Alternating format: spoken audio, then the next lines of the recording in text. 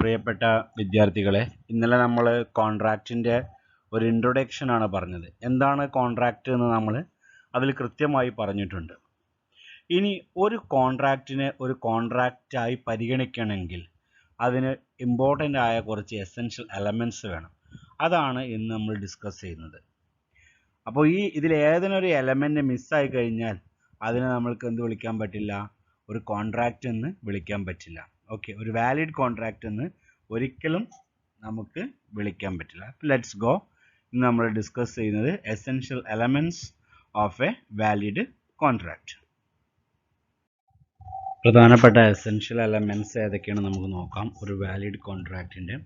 ഇത് നിങ്ങൾ നിർബന്ധമായിട്ട് പഠിക്കണം, കാരണം ഇതൊരു എസ്എ ക്വസ്റ്റ്യൻ കൂടിയുമാണ്. ഓക്കെ, എല്ലാവരും നോട്ടും എഴുതിയിരിക്കണം. ആദ്യം വരുന്നത് ഓഫർ ആൻഡ് അക്സെപ്റ്റൻസ് ആണ്. രണ്ടാമത്തത് intention to create legal relationship. മൂന്നാമത്തെ എലമെൻറ്റ് ലോഫുൾ കൺസിഡറേഷൻ. നാലാമത്തത് കപ്പാസിറ്റി ഓഫ് പാർട്ടീസ്. അഞ്ചാമത്തത് free consent. 6 lawful object. 7 not declared to be void. 8 certainty. 9 possibility of performance. Last one writing and registration. അപ്പോൾ ഒരു valid കോൺട്രാക്റ്റിൻ്റെ most important vital പാർട്ടുകളാണ് ഈ പറഞ്ഞ 10 പോയിന്റുകൾ. ചില ബുക്കുകളിൽ നിങ്ങൾക്ക് 9 പോയിന്റ് കാണാം. ചില ബുക്കുകളിൽ നമ്മൾ ലോഫുൾ കൺസിഡറേഷൻ കഴിഞ്ഞിട്ട് ലോഫുൾ ഒബ്ജക്റ്റും കാണാം. അതൊന്നും ഒരു വിഷയമല്ല. 10 എലമെൻറ്റ്സ് ഉണ്ടായിരിക്കണം. ഏതൊരു കോൺട്രാക്റ്റും സ്റ്റാർട്ട് ചെയ്യൽ നിങ്ങൾക്ക് ആദ്യം പഠിപ്പിക്കുന്ന agreement plus enforceability at law ചെയ്യണം. അതിൽ നമ്മൾ എന്താണെന്ന് ഓഫർ ആൻഡ് അക്സെപ്റ്റൻസ് പറഞ്ഞു. പിന്നെ രണ്ടാമത്തെ പോയിൻ്റാണ് an intention to create legal relationship. മൂന്നാമത് ലോഫുൾ കൺസിഡറേഷൻ. നാലാമത് കപ്പാസിറ്റി ഓഫ് പാർട്ടീസ്. അഞ്ചാമത് ഫ്രീ കൺസെൻറ്റ്. ആറാമത് ലോഫുൾ ഒബ്ജക്റ്റ്. ഏഴാമത് not declared to be void. എട്ടാമത് സെർട്ടനിറ്റി. ഒമ്പതാമത്തത് possibility of performance. And last one writing and registration. ഇത് നന്നായിട്ട് നിങ്ങൾ പഠിച്ചേ പറ്റുള്ളൂ. സോ നമുക്കിനി അടുത്ത സ്ലൈഡിൽ ഇത് ഓരോന്നും ഡീറ്റെയിൽഡ് ആയിട്ട് പഠിക്കാം. നമ്മൾ വൈഡായിട്ട് പോകുന്നില്ല, കാരണം നമ്മൾക്ക് ഇനി ഓരോ ചാപ്റ്ററുകളും ഇതുമായി ബന്ധപ്പെട്ട് തന്നെയാണ് വരുന്നത്. അപ്പോൾ ആ ടേംസ് നന്നായിട്ട് പഠിക്കാം. ഒരു വാലിഡ് കോൺട്രാക്റ്റിൻ്റെ എസെൻഷ്യൽ എലമെൻറ്റ്സിൽ ആദ്യത്തേതാണ് ഓഫർ ആൻഡ് അക്സെപ്റ്റൻസ്. ഇത് നമ്മൾ പഠിച്ചതാണ്, ഒന്നുകൂടി നോക്കാം. An agreement involves a lawful offer by one party and a lawful acceptance of other party or parties. അതായത് ഒരു എഗ്രിമെൻറ്റിൽ ഒരു ലോഫുൾ ആയിട്ടുള്ള ഒരു ഓഫർ ഒരാൾ വെക്കുന്നു, മറ്റൊരാൾ എന്ത് ചെയ്യുന്നു, അത് അംഗീകരിക്കുകയും ചെയ്യുന്നു. അതാണ് ഓഫർ ആൻഡ് അക്സെപ്റ്റൻസ് എന്ന് പറയുന്നത്. ഇനി ഓഫർ വെക്കുന്നതും അതുപോലെ തന്നെ അത് ആക്സെപ്റ്റ് ചെയ്യുന്നതിനും ഇന്ത്യൻ കോൺട്രാക്റ്റ് ആക്റ്റിൽ കുറച്ച് നിബന്ധനകളുണ്ട്, റൂൾസ് ഉണ്ട്. അതനുസരിച്ച് മാത്രമേ നമ്മൾക്ക് ഓഫർ കൊടുക്കാനും അതുപോലെ തന്നെ ആക്സെപ്റ്റ് ചെയ്യാനും പറ്റുകയുള്ളൂ. ഇവിടെ ഒരു എക്സാമ്പിൾ എഴുതിയിട്ടുണ്ട്. If A offered to sell his flat to B for rupees 45 lakh and B agrees to pay A rupees 45 lakh for the flat, here A is called offerer and B is called offeree. ഇവിടെ നമ്മൾ പറഞ്ഞു accept, offer കൊടുക്കുന്ന ആൾക്ക്, ഇവിടെ A എന്ന് പറയുന്ന ആൾ offer കൊടുക്കുന്ന ആളാണല്ലേ. ബിക്ക് ഓഫർ കൊടുക്കുന്നു, എൻ്റെ ഫ്ലാറ്റ് 45 ലക്ഷത്തിന് തരാം എന്ന് ബിനോട് പറയുന്നു. അപ്പോൾ ഇവിടെ എ എന്ന് പറയുന്നത് ഓഫററും ബി എന്ന് പറയുന്നത് ഓഫറിയുമാകുന്നു. ഇനി എ ആണ് ഇവിടെ ഓഫർ വെക്കുന്നത്, ബി ആണത് ആക്സെപ്റ്റ് ചെയ്യുന്നത്. അപ്പോൾ നിങ്ങൾക്ക് ഓഫർ എന്താണെന്ന് ഇതിലത്തെ ഓഫർ എന്താണ്? ഫ്ലാറ്റ് വിൽക്കുക എന്നതാണ് ഓഫർ. അപ്പോൾ ഈ ഫ്ലാറ്റ് വിൽക്കുന്നതാണ് ഇവിടുത്തെ ഓഫർ. ഈ ഓഫറിന് ഇനി നമ്മൾ കുറച്ച് കഴിഞ്ഞാൽ കോൺട്രാക്റ്റിൽ സബ്ജക്റ്റ് മാറ്റർ എന്ന് പറയും, ചിലപ്പം ഓഫർ എന്ന് പറയും. അത് കോൺട്രാക്റ്റിൻ്റെ സബ്ജക്റ്റ് മാറ്റർ എന്താണെന്ന് ചോദിച്ചു കഴിഞ്ഞാൽ ദാറ്റ് ഈസ് ഓഫറാണ്. അതായത് 45 lakh റുപ്പീസിന് നമ്മൾ എന്ത് ചെയ്യുന്നു, എ എന്ന് പറയുന്ന വ്യക്തി അദ്ദേഹത്തിൻ്റെ ഫ്ലാറ്റ് ബിക്ക് കൊടുക്കുന്നു, ബി അത് ആക്സെപ്റ്റ് ചെയ്യുന്നു. ഇതിലൊരു കള്ളത്തരോ അല്ലെങ്കിൽ അൺലോഫുൾ ആയിട്ടുള്ള ഒന്നുമില്ല. ഇനി ഇതിനെ തന്നെ നമുക്ക് അൺലോഫുൾ ആകാം. 45 ലക്ഷത്തിന് വാങ്ങാമെന്ന് പറഞ്ഞു കഴിഞ്ഞതിന് ശേഷം ഇയാൾ പറയാണ്, എനിക്ക് എന്താ പറയുക, കുറച്ച് ബ്ലാക്ക് ആയിട്ട് തരാം, കുറച്ച് വൈറ്റ് ആയിട്ട് പൈസ തരാറ്. അപ്പോൾ തന്നെ അതിലൊന്നൊരു മിസ്റ്റേക്ക് ഉണ്ട്. നിങ്ങൾക്ക് ബ്ലാക്ക് ആണ് വൈറ്റ് എന്താണെന്ന് അറിയാം. ഒന്നൊന്ന് അക്കൗണ്ട് ത്രൂ ആകുമ്പോഴാണ് അത് വൈറ്റ് മണി ആവുകയുള്ളൂ. നമ്മൾ കയ്യിൽ കൊടുക്കുമ്പോൾ അതിന് തെളിവില്ലെങ്കിൽ, അതിൻ്റെ സോഴ്സ് ഇല്ലാത്ത രീതിയിലാണ് കൊടുക്കുന്നുണ്ടെങ്കിൽ അത് ബ്ലാക്ക് ആയിട്ട് മാറുകയും ചെയ്യും. Okay, anyhow offer and acceptance നമ്മൾ പഠിച്ചു. ഇനി നമ്മൾ നെക്സ്റ്റ് എലമെൻറ്റ്സ് ആയിട്ടുള്ള intention to create legal relationship ആണ്. ഏതൊരു കോൺട്രാക്റ്റ് ഉണ്ടാക്കുമ്പോഴും അതിൻ്റെ ഓഫർ ആൻഡ് അക്സെപ്റ്റൻസ് അതുപോലെ തന്നെ അതിൻ്റെ കോൺട്രാക്റ്റിൻ്റെ സബ്ജക്റ്റ് മാറ്റർ എപ്പോഴും ഒരു ലീഗൽ റിലേഷൻഷിപ്പ് ക്രിയേറ്റ് ചെയ്യാൻ പറ്റുന്നതായിരിക്കണം. കാരണം ഈ ഓഫററോ അല്ലെങ്കിൽ ഓഫറിയോ ആരെങ്കിലും ഒരാൾ സ്വന്തം ഭാഗം സ്വന്തം ഒബ്ലിഗേഷൻസ് പെർഫോം ചെയ്യാൻ പറ്റിയിട്ടില്ലെങ്കിൽ ഒരു അതിലെ ഡീഫോൾട്ട് പാർട്ടിക്കെതിരെ കേസ് ഫയൽ ചെയ്യാൻ പറ്റണമെങ്കിൽ ആ കോൺട്രാക്റ്റ് ഒരു ലോഫുൾ ആയിരിക്കണം. ഇപ്പോൾ നേരത്തെ നമ്മൾ പറഞ്ഞ എ ആൻഡ് ബിൻ്റെ കേസ്, ഫ്ലാറ്റ് വെക്കുന്നതിൻ്റെ കേസ്, അതിൽ എ പറയുകയാണ് ഞാൻ തരാം, എൻ്റെ ഫ്ലാറ്റ് 45 ലക്ഷത്തിന് തരാം. കുറച്ച് കഴിഞ്ഞതിന് ശേഷം അയാൾ പറയണ തരില്ല എന്ന് പറഞ്ഞു കഴിഞ്ഞാലോ, അപ്പോൾ അയാൾക്കെതിരെ കേസ് ഫയൽ ചെയ്യണം ബിക്ക്. അപ്പോൾ ആ സബ്ജക്റ്റ് മാറ്ററിൽ വേറെ എന്തെങ്കിലും നിയമത്തിനെതിരായ ഒരു ഫാക്ടറിൽ ഉണ്ടാകാൻ പാടില്ല.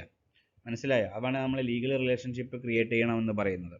നോക്കുക, when two parties enter into an agreement their intention must be to create a legal relationship between them. If there is no such intention on the part of the parties, there is no contract between them.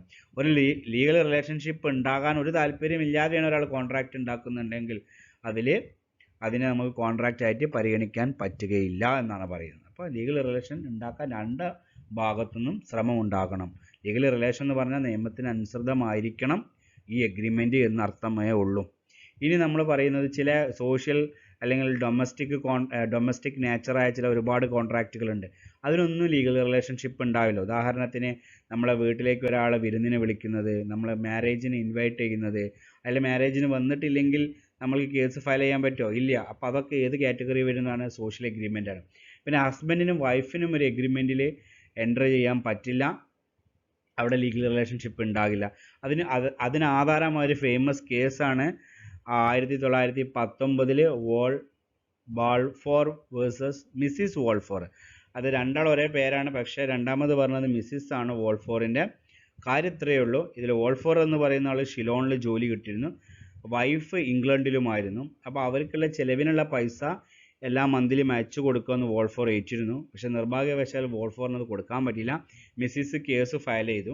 പക്ഷേ ഇവിടെ legal relationship ഇല്ല എന്ന് പറഞ്ഞ് ഈ case എന്തായത് reject ചെയ്തു court. നമുക്ക് ഇവിടെ തന്നെ ഈ ഒരു കേസുണ്ട്. ഹസ്ബൻഡ് ഗൾഫിലാണ്, പണം അയച്ചു കൊടുത്ത് ഇവിടുത്തെ ചിലവിന് പറഞ്ഞ് ഹസ്ബൻഡിന് പണം അയച്ചു കൊടുക്കാൻ പറ്റിയിട്ടില്ലെങ്കിൽ വൈഫിന് കേസ് ഫയൽ ചെയ്തിട്ട് പ്രത്യേകിച്ച് ഗുണമൊന്നും ഇല്ല. അതാണ് ഇവിടെ പറയുന്നത്. Okay, so Wolfo versus Mrs Wolfo case ഇതിനൊരു ആധാരമാണ്. അല്ലാത്തതിനൊക്കെ ലീഗൽ റിലേഷൻഷിപ്പ് ഉണ്ടാവും. അപ്പോൾ രണ്ടാമത്തെ പോയിന്റ് നമ്മൾ പറഞ്ഞു. ഇനി മൂന്നാമത്തെ പോയിന്റാണ് ലോഫുൾ കൺസിഡറേഷൻ. ഏതൊരു കോൺട്രാക്റ്റിൻ്റെയും അടിസ്ഥാന ഘടകം എന്ന് പറയുന്നത് കൺസിഡറേഷനാണ്. കൺസിഡറേഷൻ ഇല്ലാത്ത ഒരു കോൺട്രാക്റ്റിനെ നമ്മൾക്ക് ഒരിക്കലും കോൺട്രാക്റ്റ് ആയിട്ട് പരിഗണിക്കാൻ പറ്റില്ല. അപ്പോൾ എന്താണ് കൺസിഡറേഷൻ? കൺസിഡറേഷൻ എന്ന് പറഞ്ഞു കഴിഞ്ഞാൽ നോക്കുക, consideration has been identified as the price paid by one party for the promise of the other. അതായത് ഒരു പാർട്ടി മറ്റൊരു പാർട്ടി നമ്മളോട് പ്രോമിസ് ചെയ്താണ് ഇന്ന സാധനം തരാമെന്ന്. അയാൾ ആ സാധനം തരുമ്പോൾ അതിന് ഈക്വൽ ആയിട്ടുള്ള പൈസ കൊടുക്കുന്നതിനെ പറയുന്ന ആ പൈസയ്ക്കാണ് നമ്മളെന്ത് പറയുക? കൺസിഡറേഷൻ എന്ന് പറയുക. ഇനി പറയുന്നത് വേറൊരു സെൻറ്റൻസ് ആയിട്ട് പറയുന്നത് simple words something in return it may be in the form of money, goods and services. Consideration ചിലപ്പം പണത്തിൻ്റെ രൂപത്തിലായിരിക്കാം, വസ്തുവിൻ്റെ രൂപത്തിലായിരിക്കാം, അല്ലെങ്കിൽ സേവനത്തിൻ്റെ രൂപത്തിലായിരിക്കാം. ഓക്കെ, ഇനി നമ്മൾ പറയുന്നത് കൺസിഡറേഷൻ അതിലുള്ള പണം ഇടപാട്, ഒരു കോൺട്രാക്റ്റിൻ്റെ പണം ഇടപാട് പാസ്റ്റ് ആകാം, പ്രസൻറ്റ് ആയിരിക്കാം, ഫ്യൂച്ചർ ആയിരിക്കാം. It must be real and ലോഫുള്ളും ആയിരിക്കണം. എന്താണ് പാസ്റ്റ് കൺസിഡറേഷൻ, എന്താണ് പ്രസൻറ്റ് കൺസിഡറേഷൻ, എന്താണ് ഫ്യൂച്ചർ കൺസിഡറേഷൻ? ഇത് കൺസിഡറേഷൻ എന്ന് പറയുന്ന ചാപ്റ്ററിൽ വളരെ കൃത്യമായിട്ട് പഠിപ്പിക്കുന്നുണ്ട് നമ്മളെ. അപ്പം നമുക്കത് പഠിക്കുക ആ ടൈമിൽ. പക്ഷേ ഇപ്പം ഞാൻ വളരെ സിമ്പിളായൊരു എക്സാമ്പിളിലൂടെ ഈ 3 കൺസിഡറേഷൻ നിങ്ങൾക്ക് പറഞ്ഞു തരാം. നമ്മൾ ഫ്ലിപ്കാർട്ടിലൂടെ ഒരു സാധനം ഓർഡർ ചെയ്യുന്നു. ആ സാധനം ഓർഡർ ചെയ്തിട്ട് നമ്മളെ കയ്യിൽ ഡെലിവറി ചെയ്യുന്നതിന് മുമ്പ് തന്നെ നമ്മൾ ഓൺലൈനായിട്ട് ക്യാഷ് അടയ്ക്കുന്നു. ഓൺലൈനായിട്ട് ക്യാഷ് അടച്ച് കഴിഞ്ഞിട്ട് നമ്മൾക്ക് പിന്നെ ആ അതായത് ഫ്ലിപ്കാർട്ടിൻ്റെ ഡെലിവറി ബോയ് നമ്മളെ കയ്യിൽ സാധനം കൊണ്ടുവരുമ്പോൾ ക്യാഷ് കൊടുക്കണോ? കൊടുക്കണ്ട. അപ്പോൾ പാസ്റ്റ് ഡെലിവറി തരുന്നതിന് മുമ്പേ നമ്മൾ എന്ത് ചെയ്തു? അതിൻ്റെ പണം അടച്ചു. അതിന് പറയുന്ന പേരാണെന്ത്? പാസ്റ്റ്. ഇനി രണ്ടാമത് പ്രസൻറ്റ്, സാധനം തരുമ്പോൾ തന്നെ നമ്മൾ ക്യാഷ് കൊടുക്കുക. നമുക്ക് സാധനം കയ്യിൽ തരുന്നു, സൈമൾട്ടേനിയസ്ലി നമ്മൾ ക്യാഷ് അയാളെ കയ്യിൽ കൊടുക്കുന്നു. അത് നിങ്ങളൊക്കെ കണ്ടിട്ടുണ്ടെങ്കിൽ COD അഥവാ ക്യാഷ് ഓൺ ഡെലിവറി അല്ലേ. അപ്പോൾ സൈമൾട്ടേനിയസ്ലി ട്രാൻസാക്ഷനാണ്. അടുത്തത് പറയുന്നത് ഫ്യൂച്ചറാണ്. ഫ്യൂച്ചർ സിമ്പിളാണ്.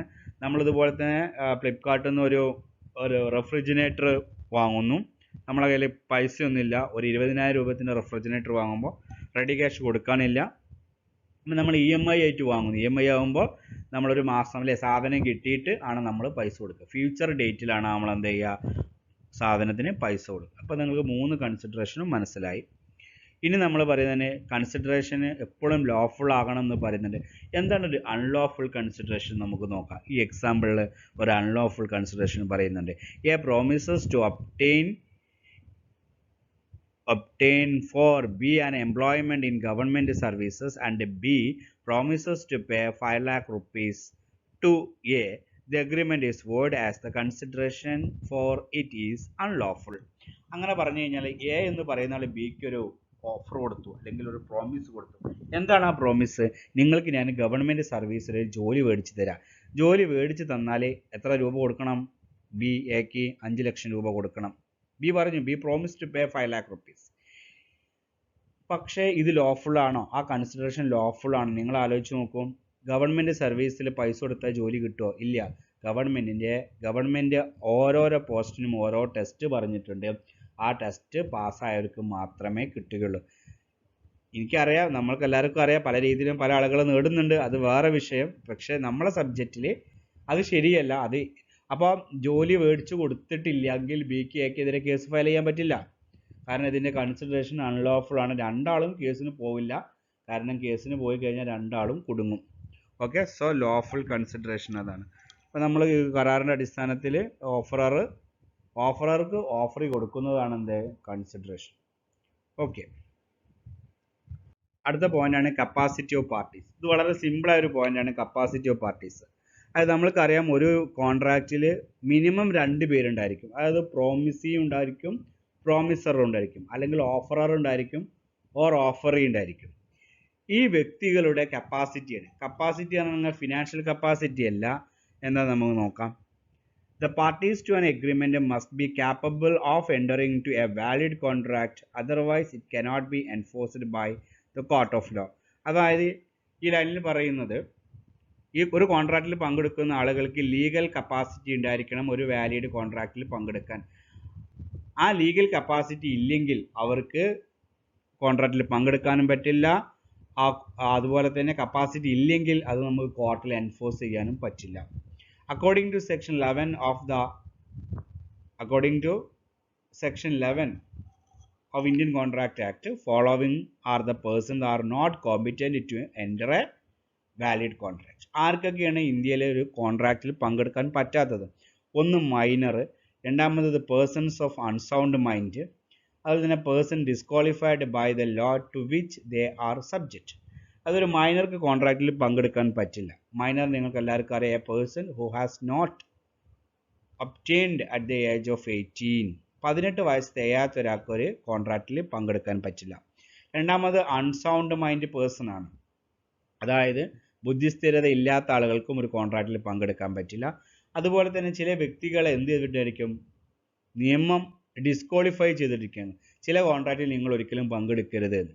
അപ്പോൾ അവരേറ്റും അതേ ക്യാരക്ടറുള്ള കോൺട്രാക്റ്റിൽ നമ്മൾ എന്ത് ചെയ്യാൻ പാടില്ല, പങ്കെടുക്കാൻ പാടില്ല. ഉദാഹരണത്തിന് ഒരാളൊരു വണ്ടിച്ചെക്കിൽ പ്രതിയായി, അയാളായിട്ട് നമ്മളൊരു ഫിനാൻഷ്യൽ എഗ്രിമെൻറ്റിലേക്ക് എന്ത് ചെയ്യാൻ പാടില്ല, സൈൻ ചെയ്യാൻ പാടില്ല. അപ്പോൾ ഈ പറഞ്ഞ 3 വ്യക്തികളല്ല, കുറേ വ്യക്തികളുണ്ട്. അതിന് അടുത്ത ക്ലാസ്സിൽ കപ്പാസിറ്റി ഓഫ് പാർട്ടീസ് എന്ന ചാപ്റ്ററിനുണ്ട്. അപ്പോൾ അതിൽ ഡിസ്കസ് ചെയ്യാം നമ്മൾക്ക്. അപ്പോൾ എന്തായാലും ഈ പറഞ്ഞ 3 കണ്ടീഷൻസ് ഫുൾഫിൽ ചെയ്ത ഒരാളാണ് legally competent to enter in a valid contract. ഒരാൾ മൈനർ ആകാൻ പാടില്ല. അതുപോലെ തന്നെ മൈനർ അല്ല പക്ഷെ അൺസൗണ്ട് മൈൻഡ് ആണെങ്കിലോ അത് എൻ്റർ ചെയ്യാൻ പറ്റുമോ? പറ്റില്ല. ഈ 3 ആകാത്ത, മൈനർ അല്ലാത്ത ഒരാൾ, നല്ല ബുദ്ധിക്ക് സ്ഥിരതയുള്ള ആൾ, അതുപോലെ തന്നെ ഒരു ലോയും ഡിസ്ക്വാളിഫൈ ചെയ്യാത്ത ഒരാൾക്കും അയാൾക്ക് പറയുന്ന പേരാണ് ലീഗലി കപ്പാസിറ്റി. ഓക്കെ, ആണ് കപ്പാസിറ്റി ഓഫ് പാർട്ടീസ്. ഈ 3 ആളുകൾക്കും ഒരിക്കലും ഒരു കോൺട്രാക്റ്റിൽ എൻ്റർ ചെയ്യാൻ പറ്റില്ല. അല്ലാത്തവർക്ക് എല്ലാവർക്കും എൻ്റർ ചെയ്യാം. ഓക്കെ, ഇനി അടുത്തതാണ് ഫ്രീ കൺസെൻറ്റ്. അത് നമ്മൾ കോൺട്രാക്റ്റിൽ ആദ്യം പറഞ്ഞു 2 വ്യക്തികളാണ് ഏറ്റവും മിനിമം ഉണ്ടാകുക, കൂടുതൽ എത്ര പേരാകുക. ഇവരെല്ലാവരും ഈ ഇപ്പോൾ നമ്മൾ എ ബി എന്ന് പറയാം, 2 വ്യക്തികൾ ഒരു കോൺട്രാക്റ്റിൽ പങ്കെടുക്കുകയാണെങ്കിൽ ഇവർ ഈ കോൺട്രാക്റ്റിൽ പങ്കെടുക്കേണ്ടത് പൂർണ്ണമായ സമ്മതത്തോടായിരിക്കണം.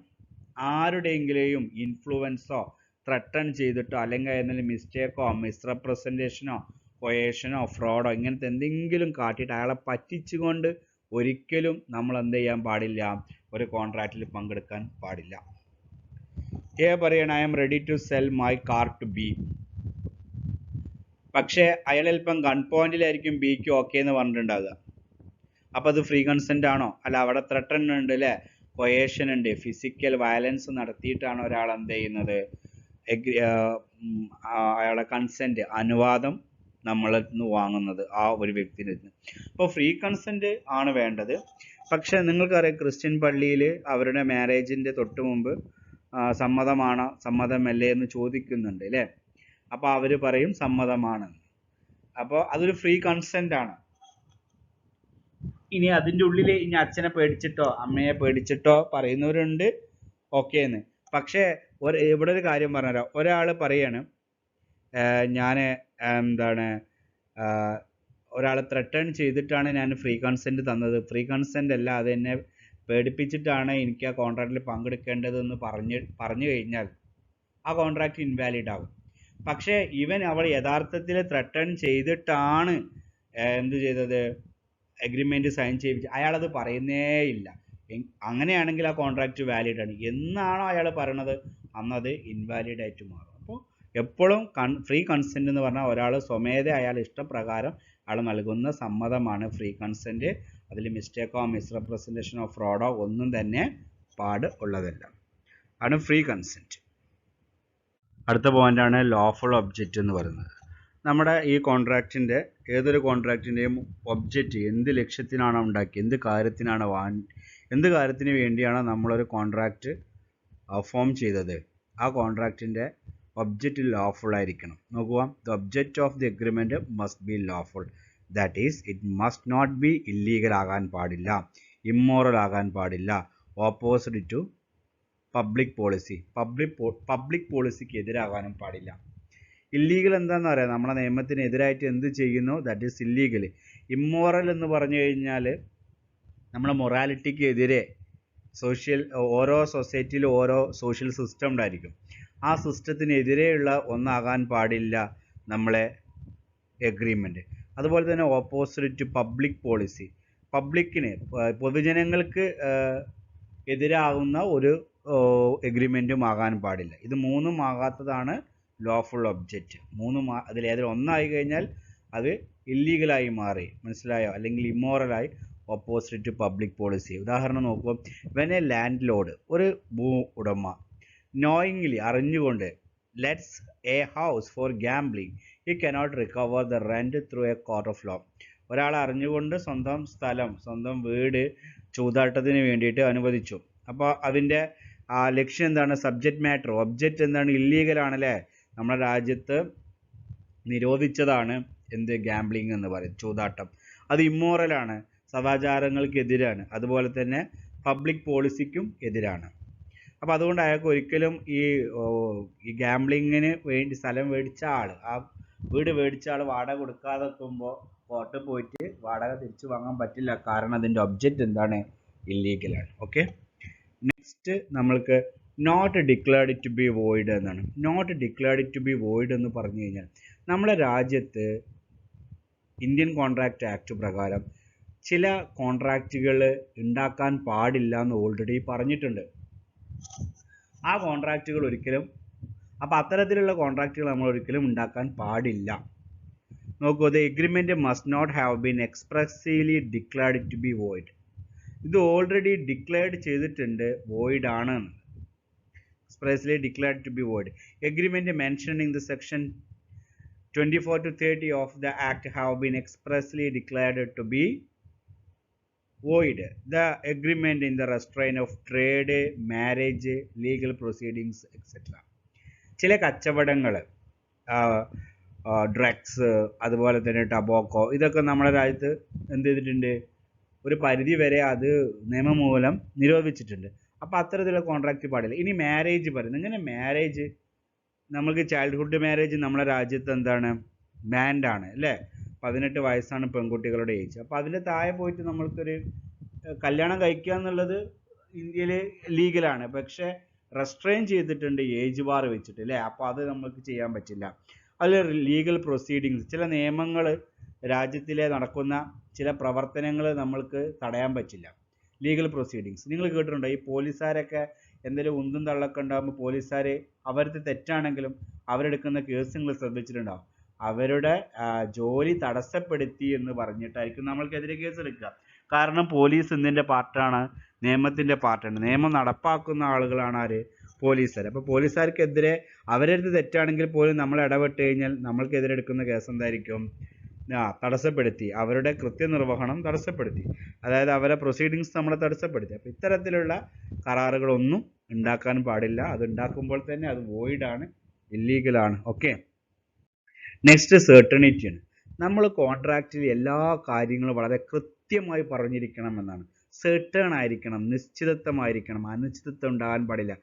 എ എന്ന് പറയുന്ന ആൾ ബിക്ക് കുറച്ച് സാധനങ്ങൾ വിൽക്കാം നേറ്റു. ഇത് സെർട്ടൺ ആണോ? അൺസെർട്ടൺ ആണ്. എ എന്ന് പറയുന്ന ആൾ ബിക്ക് കുറച്ച് സാധനങ്ങൾ, ഈ കുറച്ച് സാധനങ്ങൾ എന്താണ്? അത് ഡിഫൈൻ ചെയ്തിട്ടുണ്ടോ? ഇല്ല. ഇനി അത് എപ്പോൾ വിൽക്കണം എന്നുള്ള ടൈം പറഞ്ഞിട്ടുണ്ടോ? പറഞ്ഞിട്ടില്ല. അതുപോലെ ഡേറ്റ് പറഞ്ഞണോ, പ്ലേസ് പറഞ്ഞണോ, എല്ലാ കാര്യങ്ങളും വളരെ കൃത്യമായിട്ട് എന്ത് ചെയ്യണം? നമ്മൾ എഗ്രിമെൻറ്റിൽ രേഖപ്പെടുത്തണം. ഉദാഹരണത്തിന് ഞാൻ എൻ്റെ ഒരു കാറ് എ എന്ന് പറയുന്ന ആൾ ബിക്ക് വിൽക്കുകയാണ്. അപ്പോൾ കാറിൻ്റെ പേര്, കാറിൻ്റെ കളറ്, കാറിൻ്റെ ഇപ്പോഴത്തെ അവസ്ഥ, എല്ലാ കാര്യങ്ങളും ആ എഗ്രിമെൻറ്റിൽ മെൻഷൻ ചെയ്യണം. സെർട്ടൺ ആയിരിക്കണം ടേംസ് ആൻഡ് കണ്ടീഷൻ. അത് വളരെ ക്ലിയർ ആയിരിക്കണം, വാങ്ങാൻ വരുന്നവന് മനസ്സിലാവുകയും ചെയ്യണം. നോക്കൂ, the terms of contract must be precise and certain and must not be vague. Confusion ഉണ്ടാകുന്നതാകരുത്. വളരെ ക്ലിയർ ആയിരിക്കണം, സെർട്ടൺ ആയിരിക്കണം. മസ്റ്റ് നോട്ട് ബി വോഗ് ആകാൻ പാടില്ല. അത് അൺക്ലിയർഡ് ആകരുത്, ഒരു ക്ലാരിറ്റി ഉണ്ടാകാത്ത ഒന്നാകരുത്. If it is vague, it is not possible to ascertain its meaning. It cannot be enforced. ഇതിൻ്റെ കണ്ടന്റ് ക്ലിയർ അല്ലെങ്കിൽ നമ്മൾക്ക് ഒരിക്കലും എന്ത് ചെയ്യാൻ പറ്റില്ല, എന്താണെന്ന് മനസ്സിലാക്കാൻ പറ്റില്ല. അതുകൊണ്ട് തന്നെ ഇത് നമുക്ക് എൻഫോഴ്സ് ചെയ്യാൻ പറ്റും. ഞാൻ നിങ്ങൾക്ക് 10 രൂപ നൽകാം. ഇപ്പോൾ ബി പറയാണ്, എ എന്ന് പറയുന്ന ആൾ പറയുകയാണ് ഞാൻ നിങ്ങൾക്ക് 10 രൂപ നൽകാം. ബി പറയാണ് okay, I am ready to receive.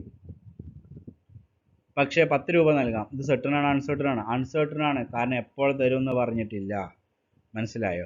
ഇനി നോക്കുക, according to section 29, the agreement the meaning of which is not certain or capable of being made certain are void. അതായത് സെക്ഷൻ 29 പ്രകാരം ഒരു കോൺട്രാക്റ്റിൻ്റെ കണ്ടീഷൻസുകൾ, ടേംസ് ആൻഡ് കണ്ടീഷൻസുകൾ സെർട്ടൺ അല്ലെങ്കിൽ ആ contract automatically എന്തായി മാറും? Void ആയിട്ട് മാറും. അപ്പോൾ നോക്കൂ, ഒരു example, A agree to sell a car to B out of his 5 car. A എന്ന് പറയുന്ന ആൾ എന്ത് ചെയ്തു? അയാളെ കാറ് വിൽക്കാൻ നേറ്റു ബിക്ക്. അയാൾക്ക് 5 കാറുണ്ട്, ആ കാറിലെ ഒരു കാറാണ് അയാൾ വിൽക്കാൻ നേറ്റത്. എ ബിനോട് പറഞ്ഞത്. There is nothing whatever to show which car is intended. The agreement is void for uncertainty. അല്ലേ? എ ബിക്ക് കാറ് വിൽക്കാമെന്ന് പറഞ്ഞു, ഏത് കാറാണെന്ന് പറയുന്നുണ്ടോ? അയാൾക്ക് 5 കാറാണ്. 5 കാറിൽ ഏത് കാറാണ് അയാൾ വിൽക്കുന്നത് എന്ന് മെൻഷൻ ചെയ്യാത്തത് കൊണ്ട് തന്നെ ചിലപ്പം അയാൾക്ക് 5 കളറുള്ള കാറുണ്ടായിരിക്കാം. Yellow, green, blue, red, white. എയുടെ മനസ്സിൽ റെഡ് ആയിരിക്കും വിൽക്കാൻ ആഗ്രഹിച്ചിട്ടുണ്ടാകുക. എന്നാൽ ബി ഉദ്ദേശിച്ചത് ബ്ലാക്ക് ആയിരിക്കാം. കളർ മാറാം. അപ്പോൾ അവിടെ സെർട്ടണിറ്റി ഇല്ല. അപ്പോൾ കോൺട്രാക്ട് ബിക്കം വോയിഡ്. അപ്പോൾ നമ്മൾ പറയുന്നത് എന്താണെന്ന് വളരെ കൃത്യമായിട്ട് പറഞ്ഞിരിക്കുന്നത്. That is what is called certainty. ഇനി പറയുന്നത് പോസിബിലിറ്റി ഓഫ് പെർഫോമൻസ്. ഇത് വളരെ സിമ്പിളാണ്. നമ്മൾ ഉണ്ടാക്കുന്ന കോൺട്രാക്റ്റിൽ ഉണ്ടാക്കുന്ന കാര്യങ്ങളൊക്കെ നമുക്ക് പെർഫോം ചെയ്യാൻ പറ്റുന്ന ഒന്നായിരിക്കണം. എന്നാൽ മാത്രമേ നമ്മൾക്ക് ആ കോൺട്രാക്റ്റ് വർക്കൗട്ട് ചെയ്യുള്ളൂ. അല്ലെങ്കിൽ അത് ഇമ്പോസിബിൾ കോൺട്രാക്റ്റ് ആവൂലേ? ഇമ്പോസിബിൾ ആയിട്ട് ഒരു എഗ്രിമെൻറ്റ് ഉണ്ടാക്കിയിട്ട് ഒരു കോൺട്രാക്റ്റ് ഉണ്ടാക്കേണ്ട ആവശ്യമുണ്ടോ? ഒരിക്കലും ആവശ്യമില്ല. അപ്പോൾ നമ്മൾ ഒരു കോൺട്രാക്റ്റ് ഉണ്ടാക്കുമ്പോൾ അതിൻ്റെ ടേംസ് ആൻഡ് കണ്ടീഷൻസ് പോസിബിൾ ആയിരിക്കണം അത് പെർഫോം ചെയ്യാൻ. ഇവിടെ നോക്കൂ, ഒരു എക്സാമ്പിൾ നോക്കിയാൽ മതി. A agrees with B to discover treasure by magic. A ബിനോട് പറഞ്ഞു, ഞാൻ മാജിക് മുഖേന, മന്ത്രത്തിലൂടെ അല്ലെങ്കിൽ മാജിക്കിലൂടെ ഞാൻ നിങ്ങൾക്ക് നിധി കണ്ടെത്തി തരാമെന്ന്. This is quite impossible and hence enforceable. ഇത് ഒരിക്കലും എൻഫോഴ്സ് ചെയ്യാൻ പറ്റില്ല. വേറെ മാജിക്ക് ഇവിടെ നിധി കാണിച്ചു തരാൻ പറ്റും എന്നുള്ളതൊക്കെ ഇമ്പോസിബിൾ ആയിട്ടുള്ള ഒരു കാര്യമാണ്. അതാണ് പോസിബിലിറ്റി പെർഫോമൻസ്. അപ്പോൾ പോസിബിൾ ആയ കാര്യങ്ങൾ മാത്രമേ നമ്മളൊരു കോൺട്രാക്റ്റിൽ ആഡ് ചെയ്യാൻ പറ്റുകയുള്ളൂ. ഇനി പറയുന്ന ലാസ്റ്റ് വൺ ആണ് റൈറ്റിംഗ് ആൻഡ് രജിസ്ട്രേഷൻ. ഈ പറഞ്ഞ 9 പറഞ്ഞ കാര്യങ്ങൾ നമ്മൾ ഏത് എഗ്രിമെൻ്റ് ഉണ്ടാക്കുകയാണെങ്കിലും ആ പറഞ്ഞ കാര്യങ്ങൾ ഒരു സ്റ്റാമ്പ് പേപ്പറിൽ, നിങ്ങൾ ഈ ആധാരമൊക്കെ കണ്ടിട്ടില്ലേ, അങ്ങനത്തെ സ്റ്റാമ്പ് പേപ്പർ അല്ലെങ്കിൽ പ്രോമിസറി നോട്ട് നിങ്ങൾ കണ്ടിട്ടുണ്ടായിരിക്കും. ഇങ്ങനെ ലീഗൽ വാലിഡിറ്റി ഉള്ള ഒരു പേപ്പറിൽ എഴുതിയിട്ട് നമ്മൾ രജിസ്ട്രാറെ മുമ്പാക്കത് രജിസ്റ്റർ ചെയ്തിട്ട് ഓഫറേയും രജിസ്ട്രാർ ഒരു വിറ്റ്നസ് മുഖേന രജിസ്റ്റർ ചെയ്യണം. എന്നാലാണ് അതിന് കൂടുതൽ വാലിഡിറ്റി ഉള്ളത്. അല്ലെങ്കിൽ ഇതിൽ പങ്കെടുത്ത പാർട്ടീസ് പറയും ഞാൻ അങ്ങനെ പറഞ്ഞിട്ടില്ല എന്ന് പറഞ്ഞ് തെളിവുണ്ടാവില്ല. അപ്പോൾ അവസാനമാണ് റൈറ്റിംഗ് ആൻഡ് രജിസ്ട്രേഷൻ. എഴുതുമ്പോൾ date, place, stamp duty, stamp ഉണ്ടായിരിക്കണം. നമ്മളെ സാധാ സ്റ്റാമ്പല്ല, സ്റ്റാമ്പ് പേപ്പർ നിങ്ങൾ കണ്ടിട്ടുണ്ടായിരിക്കും, നമ്മളെ ആധാരം പോലത്തെ, അതിൽ എഴുതണം. അപ്പം ഇത്രയും കാര്യങ്ങളായാൽ മാത്രമേ ഒരു കോൺട്രാക്റ്റ് വാലിഡ് കോൺട്രാക്റ്റ് ഉള്ളൂ. ഈ പറഞ്ഞ 10 ഏതെങ്കിലും ഒന്ന് മിസ്സായി കഴിഞ്ഞാൽ ഒരു കോൺട്രാക്റ്റ് എന്താവും, ഇൻവാലിഡ് ആവും. ഇൻവാലിഡ് ആയി കഴിഞ്ഞാൽ നമ്മൾ നേരിടുന്ന ഏറ്റവും വലിയ പ്രശ്നം, നമ്മൾക്ക് ഇതുമായി ബന്ധപ്പെട്ട് എന്തെങ്കിലും ഒരു കോൺഫ്ലിക്റ്റ് റൈസ് ചെയ്ത് കഴിഞ്ഞാൽ അതിൽ ആർക്കാണെങ്കിലും, പ്രോമിസർക്കാണെങ്കിലോ പ്രോമിസിക്കും അത് കോർട്ട് പോയിട്ട് എൻഫോഴ്സ് ചെയ്തിട്ട് നീതി കിട്ടാൻ ബുദ്ധിമുട്ടായിരിക്കും. കോൺട്രാക്റ്റ് റിജക്റ്റ് ആകും. അവർ പറയും this contract is not valid, that's why we can take a decision on it. Okay, അപ്പോൾ ഇതൊരു 10 പ്രാവശ്യമെങ്കിലും വായിച്ചു നോക്കണം. നിങ്ങൾ സ്ക്രീൻഷോട്ട് അടിച്ചാൽ മതി വീഡിയോ കാണുമ്പോൾ. എന്നിട്ട് എന്തെങ്കിലും ഇതിൽ പറഞ്ഞ 10 ഏതെങ്കിലും ഒന്നും പറഞ്ഞാൽ മനസ്സിലായിട്ടില്ലെങ്കിൽ എനിക്ക് വാട്സപ്പ് ചെയ്യുക. ഈ വീഡിയോ ഉണ്ടാക്കുന്നത് കൃത്യമായിട്ടും കുറച്ച് ഞാൻ പഠിപ്പിക്കുന്ന വിദ്യാർത്ഥികളെ ഉദ്ദേശിച്ച് അവരുടെ എക്സാം പോയിന്റ് ഓഫ് വ്യൂ മാത്രമാണ്, അല്ലാതെ ഒരു പബ്ലിക് വ്യൂവിന് വേണ്ടിയിട്ട് അല്ല എന്ന് ഞാൻ നിങ്ങളോട് ഇതിൽ കൂട്ടിച്ചേർക്കുന്നു. അപ്പോൾ എല്ലാവരും വീഡിയോ 1 or 2 പ്രാവശ്യം എൻ്റെ വിദ്യാർത്ഥികൾ കാണുക. Okay, thank you very much. Next ക്ലാസ്സിൽ അടുത്തൊരു ടോപ്പിക് ഇതിൻ്റെ ഭാഗം നമുക്ക് പറയാം. Okay, thank you very much. എല്ലാവരും നോട്ട് എഴുതണം. ഓക്കെ.